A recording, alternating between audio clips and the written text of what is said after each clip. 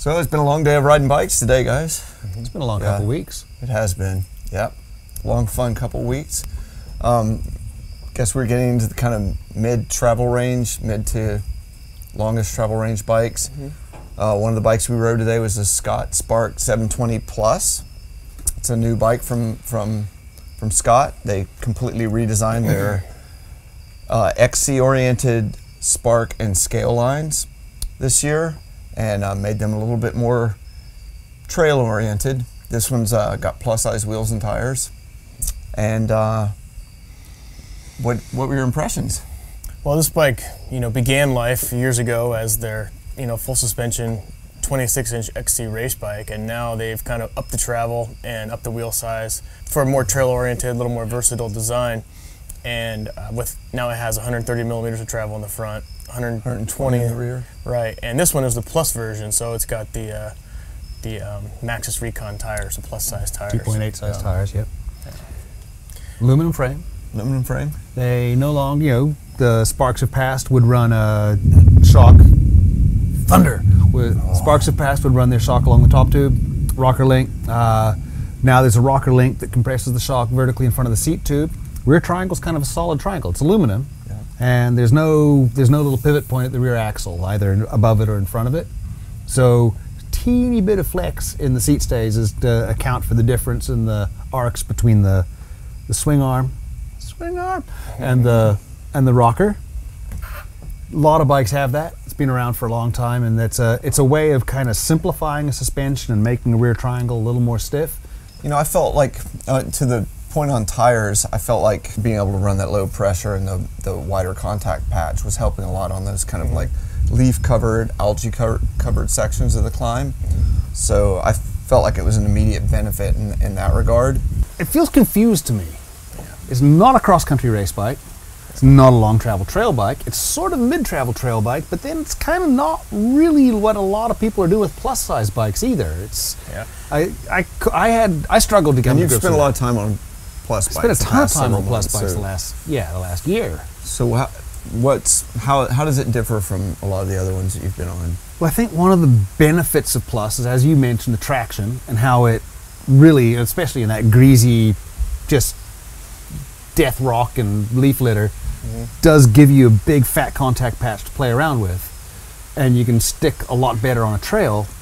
But there's also a sort of a thing that happens where it'll slow down a given bike's handling. Like if you don't change the geometry of your bike and suddenly you slap on plus size wheels, if your bike can accept that, your steering gets a little bit slower, but you also got heavier tires than that. They have a bigger gyroscopic effect.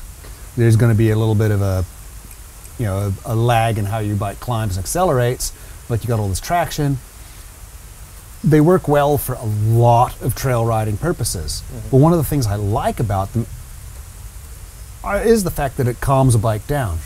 And this bike didn't really handle that calmly to me. And a little bit twitchy. Like coming into some of those rocky bits, like when you started coming down these rocky chattery things, I got nervous when it got going fast. That being said, and I was surprised at just descending this very swoopy, jumpy, and kind of jagged trail with some decent terrain features. I actually found it a little more playful than I expected. I wasn't uncomfortable on it, and I just found it kind of fun to ride. It was certainly the shortest travel bike we rode on that particular type of trail. I didn't feel like I was on a shorter travel bike, and maybe it is the extra volume in the tires or something. Maybe it's kind of like the 29er effect, where you feel like that extra volume is replicating the suspension, but I felt like I just wanted to shred through that shit. Yeah. How about we dive into some of the numbers on this bike? Everyone's talking about geo these days, right? And this bike has a 67-degree head angle and 73-degree seat angle. The head angles are pretty standard, I think, for that travel, but the seat angles are probably a little on the slack side compared to some of the other bikes we've been riding. I agree with that, yeah. Spec-wise, what did you guys think of how it was kitted out? So we had a Fox Nude shock in the back. Yep. We had a 34 in the front. Mid-level SRAM stuff, GX cranks, derailleur. Aiming definitely at an affordable end of the spectrum build on this. 125 millimeter Fox transfer dropper post. All the contact points are pretty good on this bike. Some people may want like a longer travel dropper, but we're talking a $3,600, $3,700 price tag for this bike.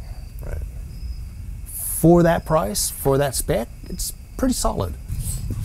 Well, so mix of opinions on the bike, pros and cons to the to the new model. I think for me, I had a really good time on the bike, and I really appreciate. I think it's a dramatic improvement over the Spark, the previous incarnation. And yeah, plus bikes are kind of just now getting their legs underneath them. So I imagine this bike, as it gets refined over the years, is only going to get better. Yeah, who knows what the next incarnation will be? We'll see. And wow, it looks like a storm's coming in, and Yeah, it does. and we're done testing all the bikes. So there you have it.